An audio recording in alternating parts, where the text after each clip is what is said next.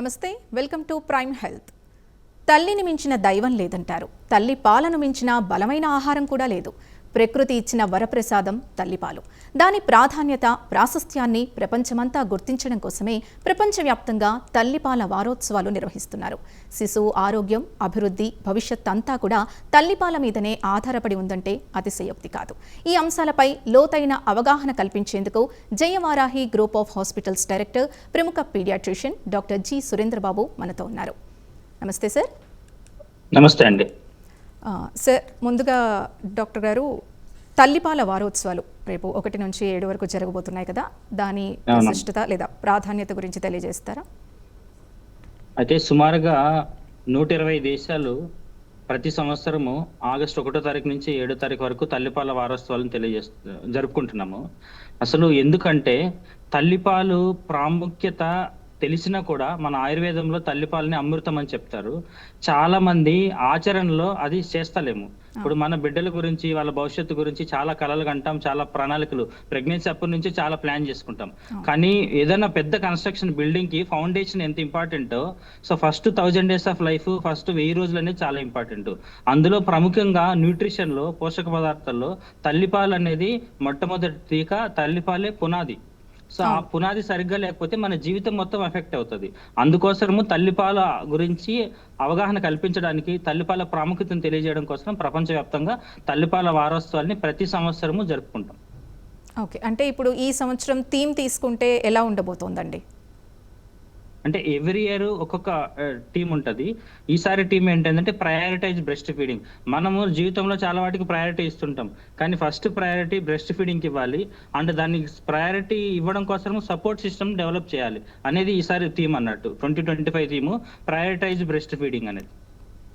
Okay doctor గారు, అంటే ఇప్పుడు ఏదైతే శిశువుకి అంటే మానసిక, శారీరక ప్రాధాన్యత తీసుకుంటే తల్లిపాలు ఏ రకంగా ఉపయోగపడతాయి? అయితే మీరు 2 విషయాలు అడిగారు. ఒకటి మానసికమైనది, 2 శారీరకమైనది. శరీరానికి కావాల్సిన, మనసు ఎదుగుదలకు కావాల్సిన అన్ని పోషక పదార్థాలు 100% తల్లిపాలలో ఉంటాయండి. అందుకోసమనే మొట్టమొదటి 6 నెలల వరకు వేరే ఏ పదార్థం ఇవ్వాల్సిన అవసరం ఉండదు. కేవలం తల్లిపాలు మాత్రమే సరిపోతుంది. నీళ్లు కూడా ఇవ్వాల్సిన అవసరం ఉండదు. ఎందుకంటే తల్లిపాలలో సుమారుగా 87-88% నీళ్లు ఉంటాయి. బ్రెయిన్ ఎదుగుదలకు కావాల్సిన డోకాసా హెచ్నోయిక్ యాసిడ్, డిహెచ్ఏ అంటాం మనము. ఆ డిహెచ్ఏ అనేది ఆ ఫ్యాటీ యాసిడ్స్ వల్లనే మన బ్రెయిన్ గ్రోత్ అనేది ఉంటుంది. అది తల్లిపాలలో పుష్కలంగా ఉంటుంది. అండ్ తల్లిపాలలో ఉండే అంత క్వాలిటీ మిగిలిన దేంట్లోనే ఉండదు. సో మెదడు ఎదుగుదలకి కావాల్సిన పోషకాలు, విటమిన్ ఏ, డిఈకే, బిసిల దగ్గర నుంచి కాల్షియము, మెగ్నీషియము, అన్ని కావాల్సిన మినరల్స్, అన్నిటికంటే ఇంపార్టెంట్ రోగ నిరోధక శక్తిని ఇచ్చేది తల్లిపాలు. అంటే తల్లిలో నుంచి ఇప్పుడు ఐజిఎం, ఐజిజి అంటాము. ఇవి ఇమ్యూనోగ్లోబులిన్స్. ఇవి వ్యాధి నిరోధక శక్తిని పెంచుతాయి. అండ్ అన్నిటికంటే ప్రధానమైందండి, మన మెదడు తర్వాత మన శరీరాన్ని నియంత్రించేది మన పేగుల యొక్క గట్ హెల్త్ అంటాం, పేగుల యొక్క ఆరోగ్యం. సో ప్రోబయాటిక్స్ అనేటివి తల్లిపాలలో పుష్కలంగా ఉంటాయి. వీటి వల్ల మనిషి ఆయుష్యే కాదు, చాలా దీర్ఘకాలికమైన వ్యాధులు రాకుండా కూడా కాపాడబడతాం. సో శరీరానికి కావాల్సిన, మనసుకు కావాల్సిన అన్ని పోషక పదార్థాలు తల్లిపాలలో ఉంటాయి. తల్లిపాలని ఫస్ట్ 6 నెలలు ఖచ్చితంగా తల్లిపాలు మాత్రమే ఇవ్వాలనేది గైడ్ లైన్, ప్రపంచ ఆరోగ్య సంస్థ కానీ ఎవరు చెప్పినా కానీ. ఓకేనండి, అంటే ఇప్పుడు తల్లిపాల విషయంలో తల్లికి అంటే సొసైటీ కానీ, కుటుంబం కానీ, వైద్య వ్యవస్థ కానీ ఎలాంటి సపోర్ట్ సిస్టమ్ని అందించాలి? యాక్చువల్గా మీరు చాలా మంచి ప్రశ్న అడిగారు ఇది. ఎందుకంటే అందరూ కూడా ఇప్పుడు బేబీకి ఏం చిన్న ప్రాబ్లం వచ్చినా తల్లిని నిందిస్తుంటాం మనం. అవును. కానీ తల్లి పాలు ఇవ్వడానికి మనం ఏ రకంగా సహాయం చేస్తున్నాం అనేది పట్టించుకోం. ఫస్ట్ 3 నెలల్లో చిన్నపిల్లలకి డే నైట్ డిఫరెన్స్ అంతగా తెలియదు. సో అందుకని చాలా మంది పిల్లలు నైట్ మేల్కుంటారు, డేలో పడుకుంటారు. సో తల్లికి స్లీప్ ప్యాటర్న్ బాగా డిస్టర్బ్ అయిపోతుంది. అవును. యాక్చువల్ గా బేబీ స్లీప్ ప్యాటర్న్ రెగ్యులర్ అవ్వాలంటే బ్రెస్ట్ ఫీడింగ్ ఇవ్వాలా. బ్రెస్ట్ ఫీడింగ్ ద్వారా మెలటోనిన్ అనేది రెగ్యులేట్ అయ్యి బేబీ కూడా ఒక రాత్రి పగల డిఫరెన్స్ వచ్చి పగలు మేల్కోవడము, రాత్రులు పడుకోవడం అనేది తల్లిపాలు ఇస్తున్న పిల్లలకి తొందరగా అలవాటు అవుతుంది. డబ్బా పాలు ఇస్తున్న పిల్లలకి అలవాటు కాదు. సో తల్లికి సరైన పోషణ ఇవ్వాలి, ఫస్ట్ పాయింట్. సో పత్యం పేరుతో మనోళ్ళు ఆహారాన్ని సరిగ్గా ఇవ్వరు, అలాంటిది చేయకూడదు. ఇంకోటి బేబీకి ఫీడింగ్ ఇచ్చిన తర్వాత బర్పింగ్ చేయాలి. అంటే కనీసం ఒక 15-20 నిమిషాల వరకు భుజానికి వేసుకోవాలి. హ్మ్. సో తల్లి ప్రతి 2 గంటలకు ఒకసారి ఇటువైపు 15 నిమిషాలు, ఇటువైపు 15 నిమిషాలు అంటే ఒక అర్ధ గంట వరకు ఫీడింగ్ ఇచ్చి, హ్మ్. మళ్ళీ ఒక 20 నిమిషాల నుంచి అర్ధ గంట వరకు భుజానికి వేసుకొని ఆమె అలసిపోతుంటది. సో అవును. మిగిలిన వాళ్ళు బర్పింగ్ లాంటివి చేయాలి. తల్లికి మంచి పోషణ ఇవ్వాలి. ఆమె నిద్రపోవడానికి సరైన వసతులు కన్నా ఏర్పాటు చేయాలి. మంచి పోషక పదార్థం అందించాలి తల్లికి ముఖ్యంగా. So okay. తల్లికి ఏదైనా సరే మానసికంగా, శారీరకంగా స్ట్రెస్ ఉంటే తల్లిపాలు ఉత్పత్తి తగ్గిపోతది. అవును. సో అందుకోసమనే తల్లిని మనం ప్రత్యేకంగా చూసుకోవాల్సి ఉంటది. తనకి వేరే ఏదైనా ఆరోగ్య సమస్యలున్నా తొందరగా అడ్రెస్ చేయాలి తల్లి విషయంలో. సో మంచి పోషణ అందించాలి. కొంచెం రెస్ట్ ఇవ్వాలి. హ్మ్. అంటే అలాగే ఇప్పుడు మీరు చెప్పినట్టుగా ఈ పద్ధతి ఉంటుంది కదా! పాలిచ్చే పద్ధతి గురించి కూడా ఒకసారి వివరిస్తారా? అంటే పొజిషన్స్ ఉంటాయి కదా! ఆ! ఇలా. అవునండి. అంటే పొజిషన్ ఉంటది. ఒక్కటేంటంటే బేబీ అంటే చాలా పొజిషన్ ఉంటుంటాయి. మనం సపోర్ట్ చేసుకోవడం కోసం. అయితే బేబీ యాస్పిరేట్ కావద్దు. బేబీ మీదకి వంగి పాలివ్వద్దు. ఓకే. సో తల్లి మంచిగా రిక్లైనింగ్ పొజిషన్‌లో ఇవ్వచ్చు. ఓకే. పడుకొని కూడా బేబీని ఛాతీ మీదకి తీసుకొని ఇవ్వచ్చు. హ్మ్. ఇప్పుడు ఓకే. ట్విన్స్ బేబీస్ కూడా ఉంటారు. సో వాళ్ళు ఇద్దరికి ఒకేసారి కూడా ఫీడింగ్ ఇవ్వచ్చు. మనం హ్మ్. ఫుట్‌బాల్ పొజిషన్స్ అని అంటాం. హ్మ్. అంటే ఫుట్‌బాల్ ఎలా పెట్టుకుంటామో హ్మ్. అట్లా ఇట్లా పెట్టుకొని ఒక బేబీ ఇచ్చి ఒక చెస్ట్‌కి, ఇంకొక బేబీని ఇంకొక బ్రెస్ట్‌కి అట్లా పెట్టుకొని ఇవ్వచ్చు. ఓకే. సో బేబీ మీదకి వంగి ఇవ్వకూడదు. బేబీ పాలు సరంబడేటట్టు, యాస్పిరేట్ అయ్యేటట్టు ఇవ్వకూడదు. ఓకే. అదర్‌వైజ్ వెల్ సపోర్టెడ్ తల్లి పడుకోనివ్వచ్చు, కూర్చొనివ్వచ్చు. ఓకే. అసలు రోజుకి ఎన్ని సార్లు ఇవ్వాల్సి ఉంటుందండి? అంటే ఆకలిని బట్టి ఇవ్వాలా? అంటే కొంతమంది ఏడ్చినప్పుడల్లా ఇచ్చేస్తూ ఉంటారు. అలా కాకుండా అసలు ఇచ్చే లేదు. అంటే బేబీ బేసికల్‌గా అంటే ఆకలిని పట్టి అని ఆకలయ్యేంత వరకు అట్లా వెయిట్ చేయాల్సిన అవసరం లేదు. యూజువల్‌గా పిల్లలు కొంచెం ఫీడింగ్ చిన్న స్టమక్ ఉంటది గదా! కొంచెం ఫీడింగ్ తీసుకున్న తర్వాత డ్రౌజీ అయిపోతారు. పడుకున్నట్టు చేస్తారు. ప్రతి 2 గంటలకు ఒకసారి యూజువల్‌గా యావరేజ్ 2-2.5 కేజీస్ బరువున్న పిల్లలకి ప్రతి 2 గంటలకు ఒకసారి ఫీడింగ్ ఖచ్చితంగా ఇవ్వాలి. సో 3 కేజీలు అట్లా ఉన్న వాళ్ళకి 3 గంటలకు ఒకసారి ఇచ్చినా పర్వాలేదు. అంటే యావరేజ్‌గా 8-12 సార్లు ఇవ్వాలి. ఓకే. అన్నిటికంటే ప్రధానమైంది మీరు ఇది డ్యూరేషన్ గురించి అడిగారు కాబట్టి చెప్తున్నా. ఓకే. చాలా మంది చేసే మిస్టేక్ ఏందంటే ఇటువైపు కొంచెం ఫీడింగ్ ఇచ్చి తర్వాత ఇటువైపు కొంచెం ఫీడింగ్ ఇస్తుంటారు. అట్లా చేయకూడదు. ఈ బ్రెస్ట్ కంప్లీట్‌గా ఎంప్టీ అయిపోయినప్పుడే ఈ బ్రెస్ట్‌కెళ్ళాలి. ఎందుకంటే పాలలో ఫోర్ మిల్క్, హైండ్ మిల్క్ అని ఉంటది. హ్మ్. మొట్టమొదట వచ్చే పాలు దాహాన్ని తీరుస్తాయి. ఓకే. ఎక్కువ వాటర్ కంటెంట్ ఉంటది. చివర్లో వచ్చే పాలు బరువు పెరగడానికి అంటే ఎక్కువ ఫ్యాటు, ప్రోటీను అవన్నీ ఉండేది చివర్లో వచ్చేది హైండ్ మిల్క్‌లో. అది బరువు పెరగడానికి పనికొస్తది. సో 2 పాలు బిడ్డకి అవసరం. ప్రతిసారి ఇటువైపు కొంచెం, ఇటువైపు కొంచెం అట్లా ఇచ్చి పడుకుంటే మళ్ళీ హాఫ్ అన్ అవర్ తర్వాత బేబీ లేసి ఏడుస్తుంటది. దానివల్ల తల్లికి స్లీప్ డిస్టర్బెన్స్, బేబీకి కూడా స్లీప్ అడిక్వేట్‌గా ఉండదు. న్యూట్రిషన్ పూర్తిగా అందదు. సో అందుకోసమనే ప్రతి 2 గంటల నుంచి 2:30 గంటలకు ఒక్కసారి 15 నిమిషాలు ఇటువైపు, 15 నిమిషాలు ఇటువైపు ఇచ్చి 15 నిమిషాలు బర్పింగ్ చేయమంటాం. ఇది 45 మినిట్స్ సైకిల్ కంప్లీట్ అయితది. యావరేజ్‌గా 2-2.5 ఉన్న కేజీస్ ఉన్న బేబీస్‌కి 8-12 సార్లు ఇవ్వాలి. ఓకే. 24 గంటల్లో. ఓకే. అంటే ఇప్పుడు జనరల్‌గా తీసుకుంటే అంటే తల్లులకి ముఖ్యంగా మొదటి బిడ్డ టైంలో తీసుకుంటే ఏంటంటే చాలా సవాళ్ళు ఎదుర్కొంటూ ఉంటారు. అట్లాంటప్పుడు మనం ఎలాంటి చర్యలు తీసుకోవాలి? అయితే మొదటి బిడ్డ విషయంలో అంటే యూజువల్‌గా వీళ్ళు చెప్పేదేంటంటే పాలు రావు, హ్మ్. ఇప్పుడే కదా అనేది. అది ఒక పెద్ద అపోహ. హ్మ్. ఎప్పుడైతే ప్రెగ్నెన్సీ స్టార్ట్ అవుతదో హ్మ్. అప్పుడు పాలు ఉత్పత్తి మొదలవుతది. హ్మ్. సో పాలు డెలివరీ అయిన తర్వాత ఇంకా 3 రోజులు పడతది పాలు రావడానికి, 4 రోజులు పడతది అనుకోవడం అనేది పెద్ద అపోహ. ఓకే. ఒకటి ఫస్ట్ ప్రెగ్నెన్సీ అప్పుడు మదర్‌కి ఉన్న ఛాలెంజ్ ఏందంటే ఆమెకి టెక్నిక్ తెలియదు. ఓకే. బేబీని ఎట్లా పట్టుకోవాలి, ఎలా హోల్డ్ చేసుకోవాలి. ఈ సమయంలోనే ఎవరైనా ఇంట్లో పెద్దవాళ్ళు గాని, నర్సెస్ గాని మదర్‌కి సపోర్ట్ చేయాల. ఓకే. అది అండి. హ్మ్. ఓకే. అంటే అసలు మామూలుగా కూడా ఈ పాలు సరిపోవు అనేది అది అపోహ అంటారా? అంటే సరిపోక డబ్బా పాలకెళ్తూ ఉంటారు. ఇప్పుడు మీరు చెప్పిన దాంట్లోనే మొదటి వారం కానీ తీసుకుంటే సరిపోవట్లేదు అనే అపోహ ఎక్కువగా ఉంటుంది. అలాంటి టైంలో ఏం చేయాలి? ఫస్ట్ సరిపోవా లేదా అనేది మనం నిర్ధారించుకోవడానికి చిన్న చిన్న విషయాలు గమనిస్తే సరిపోతది. బేబీ 6 సార్లు మూత్రం పోతున్నా, యూరిన్ పాస్ చేస్తుంటే హ్మ్. నార్మల్‌గా ఒక 15-20 గ్రాములు రోజుకి బరువు పెరుగుతుంటే, ఫీడింగ్ తీసుకున్న తర్వాత ఒక 2 గంటలు ప్రశాంతంగా నిద్రపోతుంటే ఈ 3 విషయాలు. 6 సార్లు యూజువల్‌గా యావరేజ్‌గా 24 అవర్స్‌లో యూరిన్ పాస్ చేస్తుంటే, per day around 20 grams weight gain ఉంటే ఫీడింగ్ తీసుకున్న తర్వాత ఒక 2 అవర్స్ వరకు ప్రశాంతంగా పడుకుంటుందంటే అడిక్వేట్ ఫీడింగ్ అని అర్థం. యూరిన్ సరిగ్గా పోతలేరు, ఫీడింగ్ తీసుకున్న తర్వాత కూడా ఏడుస్తూనే ఉన్నారు కంటిన్యూయస్‌గా, వెయిట్ గెయిన్ లేదు, అప్పుడు మాత్రమే ఇన్‌అడిక్వేట్ ఫీడింగ్ అని చెప్పాలి మనం. ఈ చాలా మందికి ఈ క్రైటీరియా ప్రకారం చూస్తే 90% అడిక్వేట్ ఫీడింగే ఉంటది.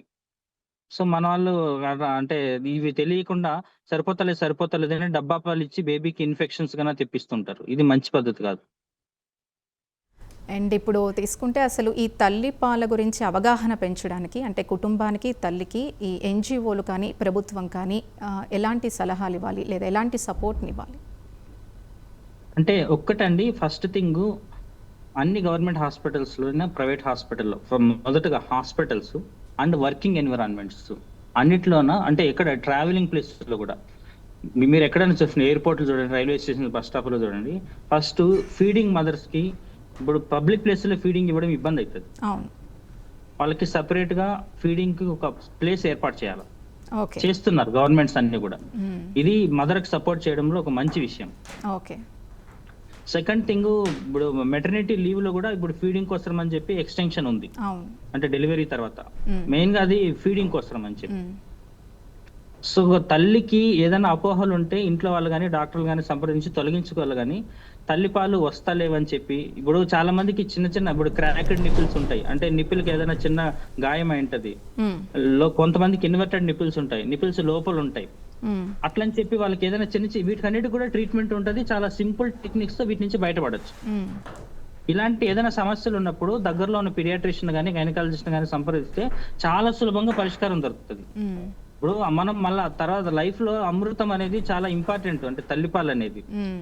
ఆ ఫేజ్ మనం దాటేసిన తర్వాత మన బిడ్డకి ఆ ఫౌండేషన్ మనం మిస్ చేసుకుంటే చాలా అంటే అన్యాయం చేసిన వాళ్ళం అయితాం.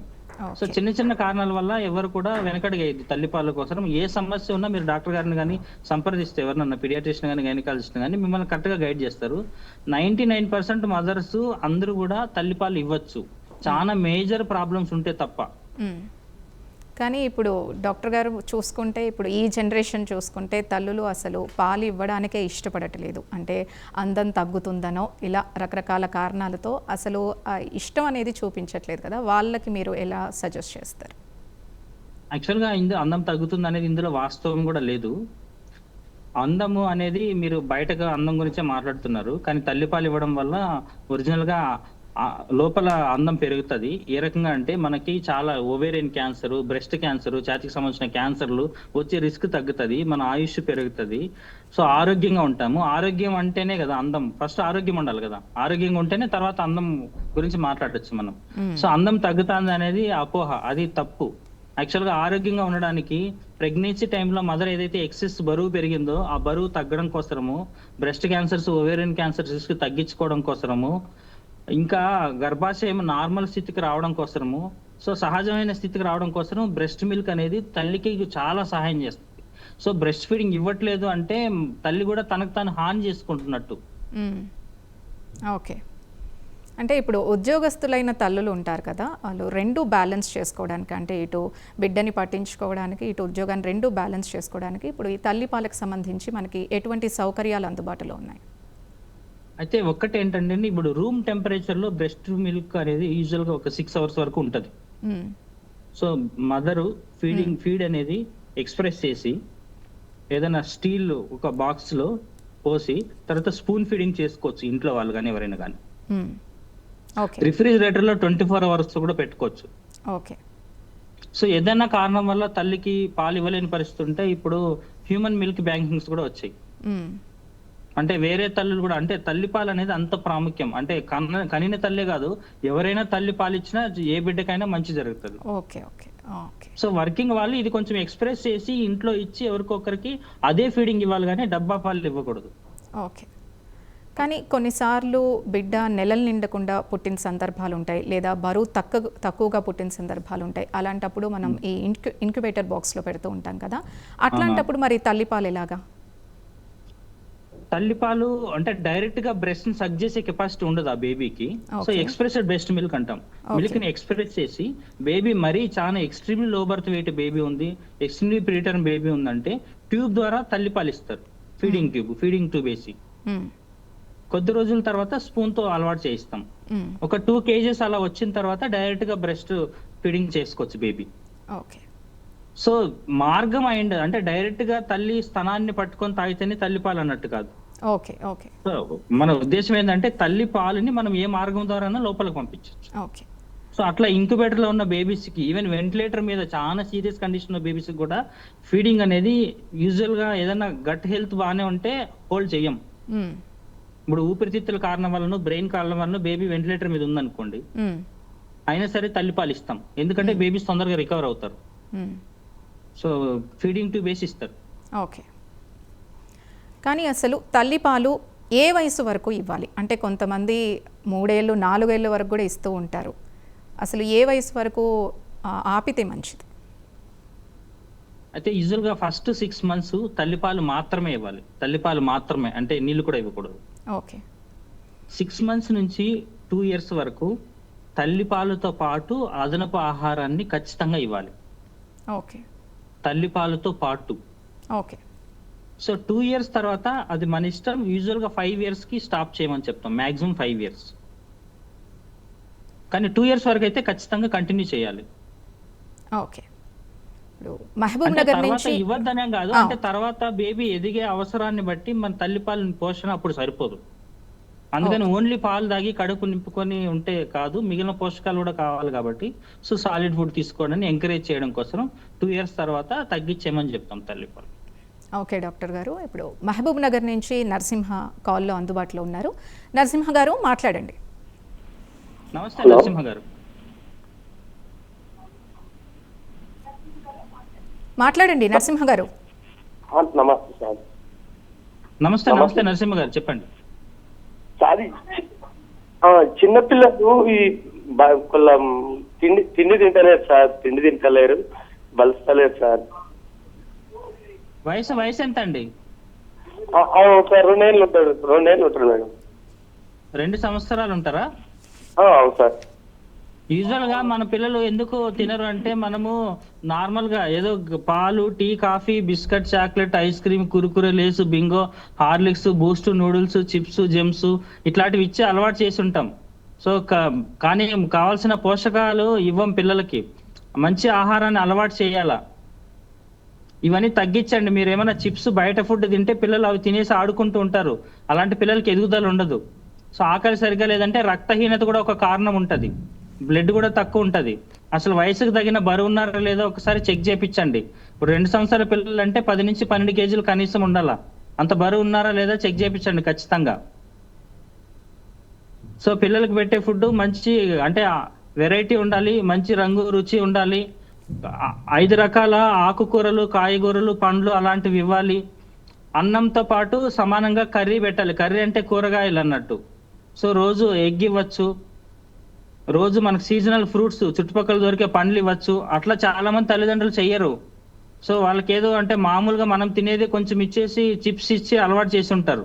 అదొకసారి మీరు గమనించండి.